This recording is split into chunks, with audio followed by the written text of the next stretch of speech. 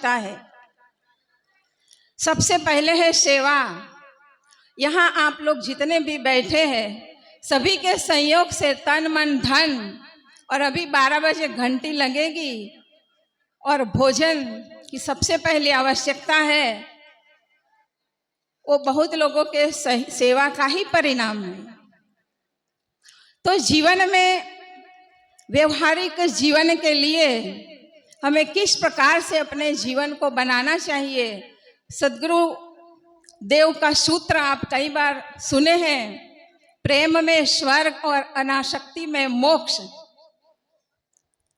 बस एक सूत्र अपने जीवन में आचरित हो जाए कि जिस परिवार में हम रह रहे हैं, जिस समाज में है, जिन लोगों के बीच में हम काम कर रहे हैं, अगर आपस में प्रेम है, सहानुभूति है, आत्मीयता है, समानता है, इन गुणों को धारण करेंगे तो जहां रह रहे हैं वहां हमारा सुंदर व्यवहार बनेगा।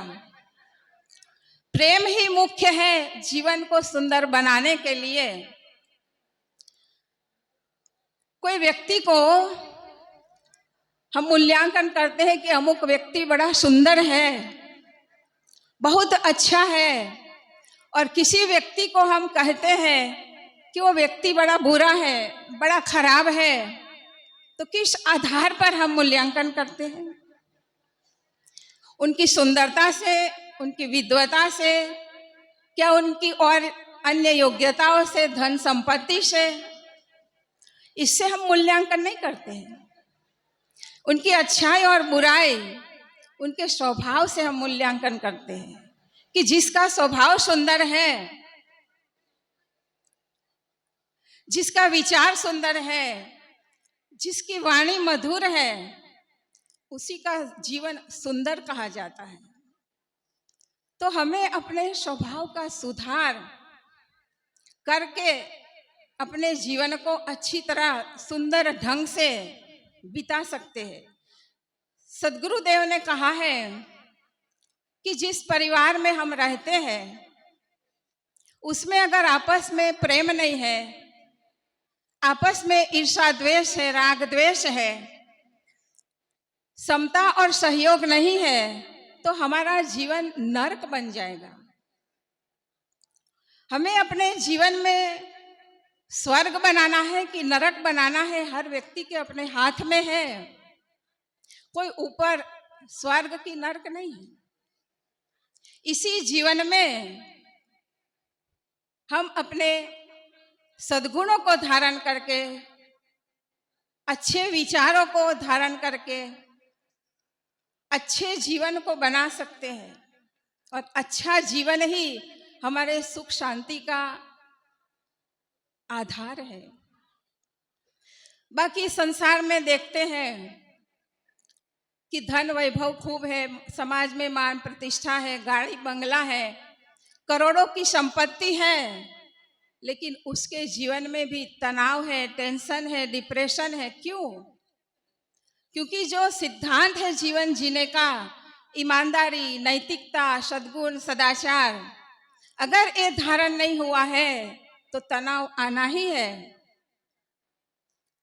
अभी हम श्रवण कर रहे थे कि जीवन में हर माता पिता अपने बच्चों को अच्छी से अच्छी शिक्षा प्रदान करना चाहते हैं। महंगी से महंगी स्कूल में, अच्छी से अच्छी यूनिवर्सिटी में पढ़ाते हैं। पढ़ाना भी चाहिए, लेकिन साथ साथ सुंदर संस्कार भी देना चाहिए। नहीं तो कुछ दिन पहले आप सुने हैं 20,000 करोड़ के मालिक, शूटिंग शर्टिंग वाले, एक 2 BHK फ्लैट में एक गाड़ी और एक ड्राइवर में सीमित हो गए। क्यों? खूब शिक्षा दी, खूब संपत्ति दिए, देश विदेश में पढ़ने के लिए भी बच्चों का भेजा, और आज कंपनी का मालिक बन गया। लेकिन एक संस्कार की कमी के कारण उस पुत्र ने पिता का त्याग कर दिया। क्यों? क्योंकि जो संस्कार देना चाहिए वो नहीं दे पाए। तो शिक्षण की आवश्यकता है, लेकिन संस्कार की बहुत बड़ी आवश्यकता है। थोड़ी संपत्ति होगी, थोड़े में गुजार व्यक्ति कर लेगा, अगर संस्कार दिया है तो सुखपूर्वक जिएगा।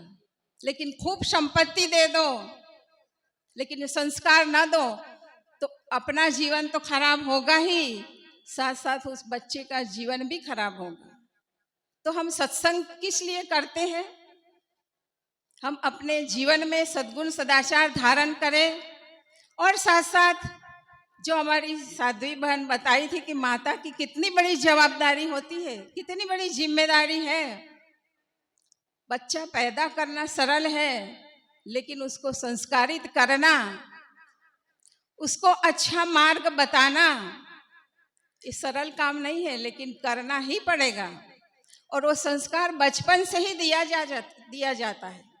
बच्चा बड़ा हो जाने के बाद कुछ समझेगा नहीं, इसलिए माता पिताओं को बचपन में श्रवण कुमार की बात, नचिकेता की बात, ध्रुव प्रहलाद की बात, जिस घर में अच्छी अच्छी कहानियां सुनाई जाती है बच्चों को, उसमें संस्कार बचपन से ही पड़ जाता है। तो हमारा व्यवहारिक जीवन सुंदर ढंग से सुचारू रूप से चाले, उसके लिए हमें अपने स्वभाव को सुधारना है, अपनी वाणी को मधुर और सुंदर रखना है, अपने व्यवहार को भी अच्छी तरह से निभाना है। तो इसके लिए जीवन में प्रेम की आवश्यकता है। प्रेम के बिना कभी भी हमारा अच्छा जीवन नहीं बन सकता। और दूसरा है हमारा परमार्थिक जीवन, आत्मिक जीवन, आध्यात्मिक जीवन।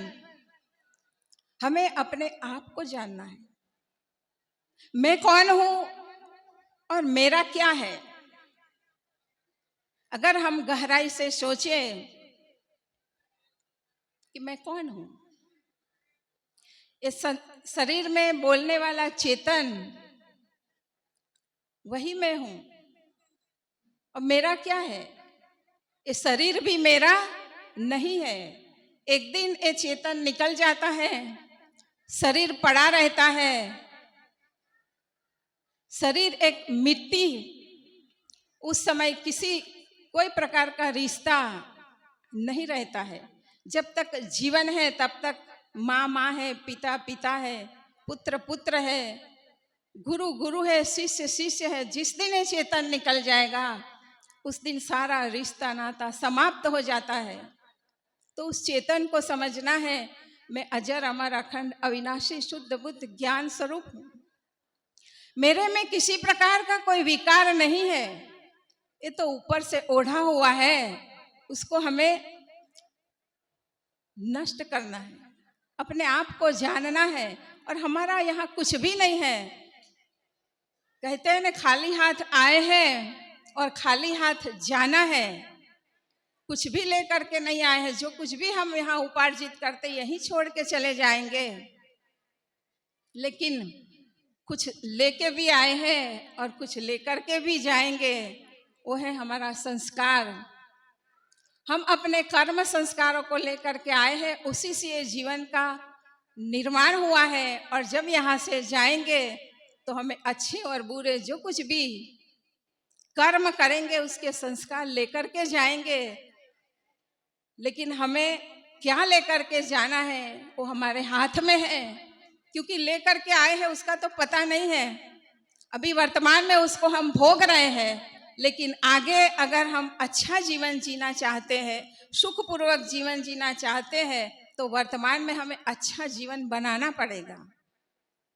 अभी जो सुन रहे थे ना कि मनुष्य पूर्ण नहीं है, पशु पक्षी कीड़े मकोड़े पूर्ण है, जन्म से ही अंतिम तक मनुष्य को बनना पड़ता है। तो बनाने की कोई सरकार है, कोई और मशीनरी है, कोई फैक्ट्री है? कुछ भी नहीं है। सत्संग में ही मनुष्य बनता है, पूर्ण होता है। पूर्ण तो जीव का स्वरूप है ही, लेकिन समझता है अपनी पूर्णता को, और अपनी पूर्णता को समझ करके सेवा, सत्संग, स्वाध्याय और साधना द्वारा अपने आप को प्राप्त करता है।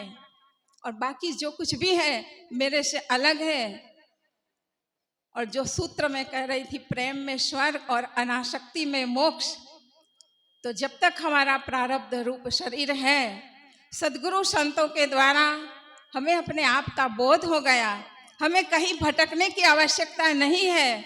लेकिन जब तक जीवन है तब तक अनासक्ति पूर्वक, निष्काम भाव पूर्वक जीवन बिताएंगे तो इसी जीवन में हम अपना कल्याण का काम कर सकते हैं।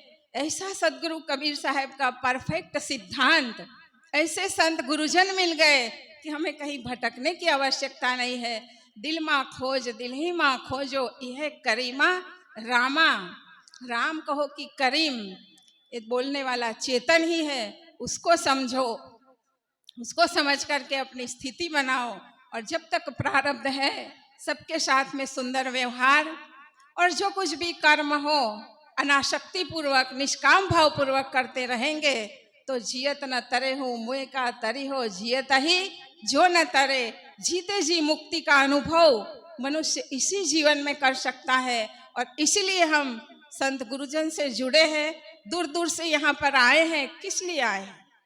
हम कोई नदी में स्नान करने थोड़े आए हैं कि वहाँ मुक्त हो जाएंगे पाप से।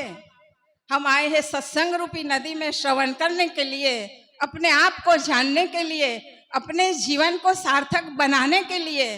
तो जो कुछ भी हमें यहाँ संतों सद्गुरु जनों के द्वारा जो ज्ञान मिल रहा है, उसको हम जीवन में आचरित करें। किसी प्रकार की भ्रम, मान्यता, कल्पना, प्राखंड, चमत्कार में न पड़े। अपने आप को जाने, अपने जीवन को जाने, अपने जीवन को सार्थक बनाने के लिए संत गुरु के आदेश के अनुसार, उनके उपदेश के अनुसार अपने जीवन को बनाए तो इसी जीवन में हमारा कल्याण हो जाएगा। और इसी जीवन में हम जो कुछ भी प्राप्त करना चाहते हैं, सुख और शांति का अनुभव इसी जीवन में हो जाएगा। इतना कह करके मैं अपनी वाणी को विराम देती हूँ। बोलो सद्गुरु देव की जय।